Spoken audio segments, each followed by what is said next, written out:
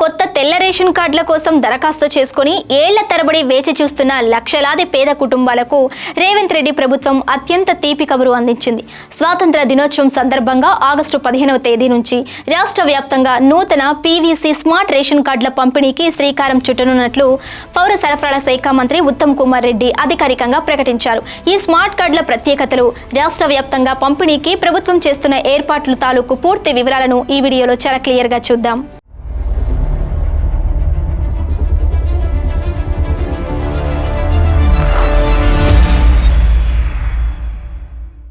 Hello, welcome to Khyati connects. నేను సిరి. తెలంగాణలో ఆహార భద్రతను మరింత సమర్థవంతంగా అమలు చేసేందుకు ప్రభుత్వం పక్కా ప్రణాళికతో ముందడుగు వేస్తుంది. ఆగస్టు 15వ తేదీన ముఖ్యమంత్రి రేవంత్ రెడ్డి సంగారెడ్డి జిల్లాలో లాంఛనంగా ఈ కార్యక్రమాన్ని ప్రారంభించనున్నారు.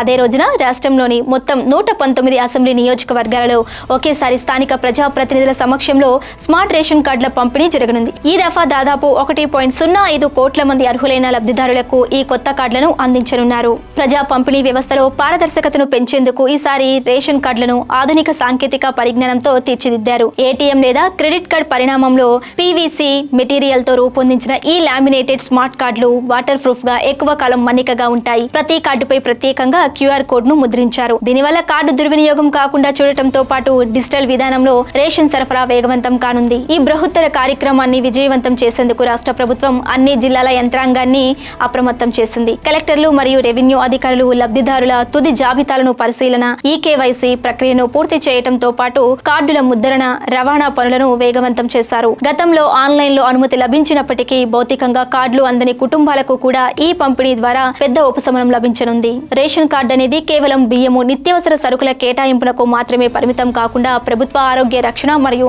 ఇతర సంక్షేమ పథకాలకు ప్రాథమిక అర్హత పత్రంగా పనిచేస్తుంది. అందువల్ల ఈ స్మార్ట్ కార్డుల పంపిణీ పేదలకు ఆహార భద్రతను కల్పించడమే కాకుండా ప్రభుత్వ పథకాల లబ్ధి నేరుగా అర్హులందరికీ చేరటానికి బలమైన ప్రాతిపదికగా నిలవనుంది.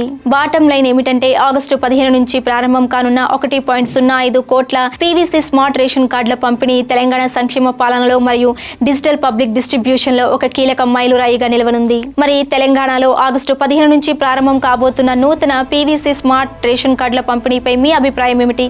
మీ అమూల్యమైన ఆలోచనలను కింద కామెంట్ సెక్షన్ లో తప్పకుండా రాయండి. మరిన్ని తాజా తెలంగాణ వార్తలు, నిష్పాక్షిక అప్డేట్స్ కోసం మా ఛానల్ ని ఇప్పుడే లైక్ చేయండి, షేర్ చేయండి మరియు సబ్స్క్రైబ్ చేసుకోవడం అస్సలు మర్చిపోకండి.